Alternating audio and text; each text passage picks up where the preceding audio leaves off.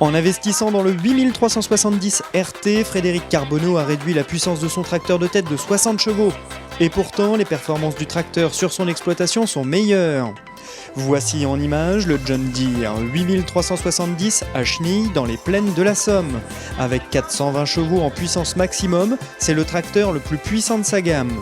Sous son long capot, le moteur PowerTech PSX de 9 litres de cylindrée à double turbocompresseur est équipé d'un filtre à particules pour le respect des normes Tier 4. Avec un poids de 16,5 tonnes à la balance et ses deux imposants trains de chenilles, il semble répondre parfaitement aux attentes de son propriétaire Frédéric Carbonneau. Après 2 journées de prise en main, il apprécie les performances de traction de son tracteur, le confort de la chenille au champ ainsi que la qualité de finition en cabine. Première impression de conduite du John Deere 8RT?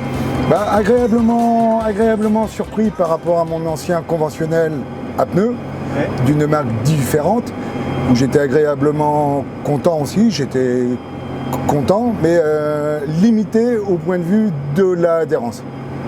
J'étais arrivé à sa limite de l'adhérence. Et là je vois, on vacille entre 4 et 8% dans des points durs. Je suis surpris, agréablement surpris. Un moteur qui répond, qui chute pas, qui tient la charge correctement. Bon, faut se le mettre en main, faut s'habituer dans les virages, faut pas être trop brutal. Mais une fois qu'on reste correct avec, la mécanique, c'est un tracteur agréable, qui n'est pas brut dans les virages, qui n'est pas bruyant, qui est confortable. Bon, on va pas se le dire, la chenille sur la route n'est pas très agréable, mais dans les champs, c'est un confort.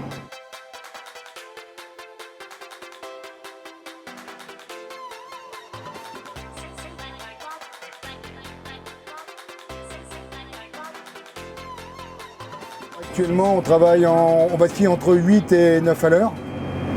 Un taux de charge au maximum. Donc, et on est terré à 30 cm à l'arrière. C'est les choses que tu n'arrivais pas à faire avant? C'est les choses que j'arrivais pas à faire parce que j'étais limité en adhérence. Pas le moteur, mais l'adhérence. Et c'est-à-dire, tu travaillais pas aussi profond aussi? Je pouvais descendre qu'à 20 cm pour avoir un taux de patinage qui variait entre 15 et 30% dans les points les plus durs. Et là, t'es en quelles conditions du coup? Là, à l'heure actuellement, on tourne à 5, 7 là. On va dire que j'aurais été avec l'ancien, j'aurais été à 20.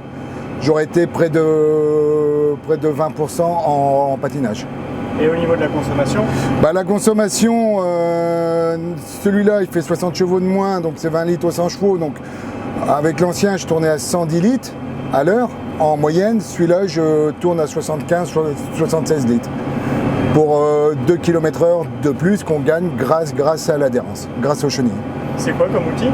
Celui-là, c'est un décompacteur, un ameublisseur Diablo de chez Machio, accompagné d'un cover crop en disque lourd en 5 mètres. Ça pèse 11 tonnes.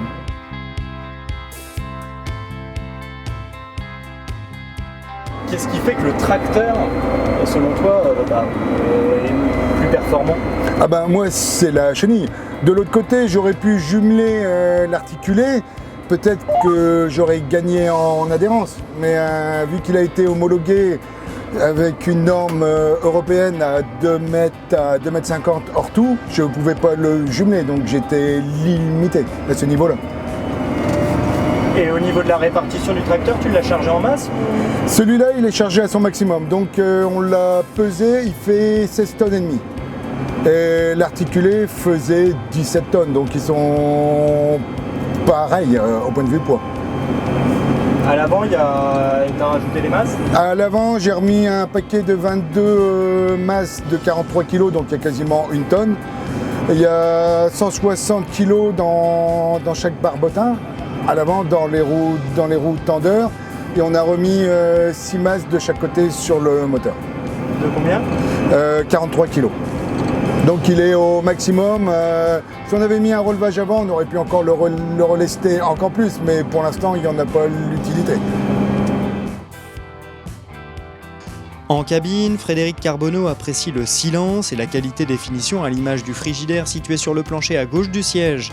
Il considère aussi que le Command Center de dernière génération est convivial et simple d'utilisation.